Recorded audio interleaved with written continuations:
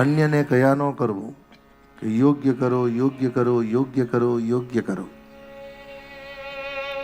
રોજ ભગવાનને વંદન કરો. પ્રભુ, મારા પ્રારબ્ધ કર્મ અંતર્ગત આપણે જે ઉચિત છે, આપણે જે યોગ્ય છે, એ મને મારા જીવનમાં એવું પાત્ર આપો. અમે બંને જ આપણા ચરણે સમર્પિત થઈ અમારું જીવન તો મંગલ કરીએ, અમારા પરિવારનું પણ મંગલ થાય. અને લગ્ન પહેલા જો તમે ભગવાનને આવી પ્રાર્થના કરો ને, તો ભગવાનનો સ્વભાવ છે ઠાકોરજી અવશ્ય યોગ્ય પાત્ર આપે, આપીને આપે.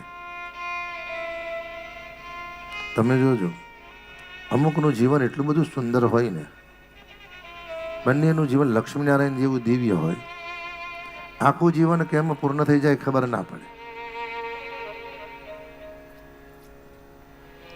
બાકી વાતો તો બધા કરે કે સાથે 7 જન્મ એ મળે.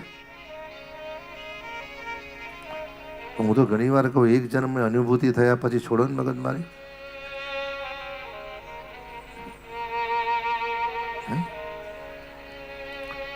કારણ અતિશય યોગથી થાય, આપણું ધાર્યું ના થાય ત્યારે ભગવાનને કહું, કેવું પ્રભુ, મેં પ્રયત્ન કર્યા, હવે એવી કૃપા કરો, આપની કૃપાથી આમાં પરિવર્તન આવે.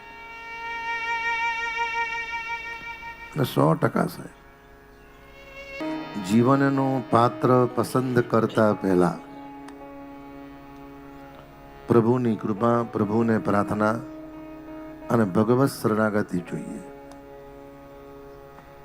અને હવે વર્તમાન સમયમાં હું ઘણી વાર દીકરીઓને કહું, એટલી બધી આંધળી દોટ ન મૂકો.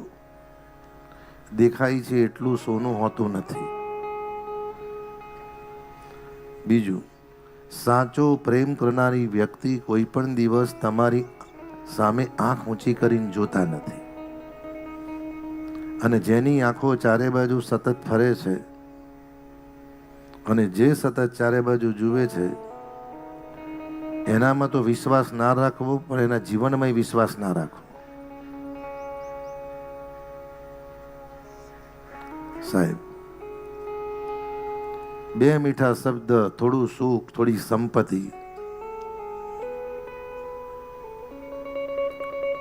એમ નહીં માનવાનું કે સાડા વસ્ત્ર ને સાડા કપડાં પહેરનારી શરીર પર અંદરથી તો સુગંધી હોય નહીં. એટલે ખોટું ખોટું પરફ્યુમ છાંટીને તમને દેખાડો કરે. સાહેબ,